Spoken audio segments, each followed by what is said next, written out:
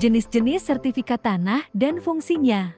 Tanah merupakan aset penting yang dimiliki setiap orang. Pasalnya, harga tanah cenderung meningkat setiap tahunnya, terutama di kawasan yang penting dan strategis, seperti di tengah perkotaan yang dekat dengan tempat umum. Seringkali, tanah di lokasi tersebut dibeli dan dijual oleh orang-orang karena berharga dalam proses pembelian. Setiap orang yang telah membeli sebidang tanah secara sah harus mengurus administrasi surat menyurat, termasuk mendapatkan sertifikat tanah. Sertifikat tanah ini merupakan bukti yang sah.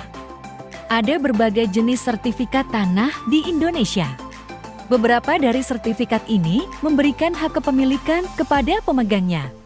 Berikut ini adalah jenis sertifikat yang berlaku di Indonesia. Sertifikat hak milik SHM adalah dokumen yang membuktikan bahwa Anda memiliki sebidang tanah secara legal.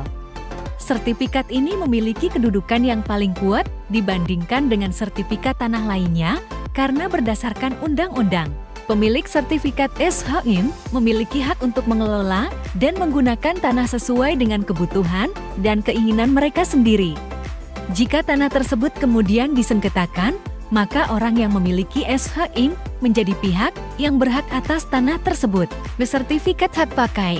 Sertifikat hak pakai adalah dokumen yang menunjukkan hak pakai atas tanah yang dimiliki oleh pemerintah atau pihak lain. Sertifikat ini diberikan setelah dibuat kesepakatan antara kedua belah pihak.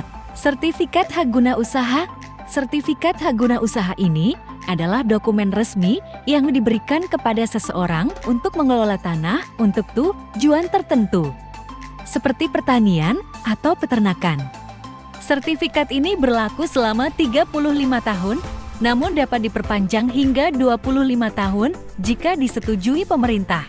Sertifikat hak guna bangunan adalah dokumen yang digunakan oleh pengembang untuk menentukan apakah mereka diizinkan untuk membangun apartemen atau rumah baru di atas sebidang tanah tertentu.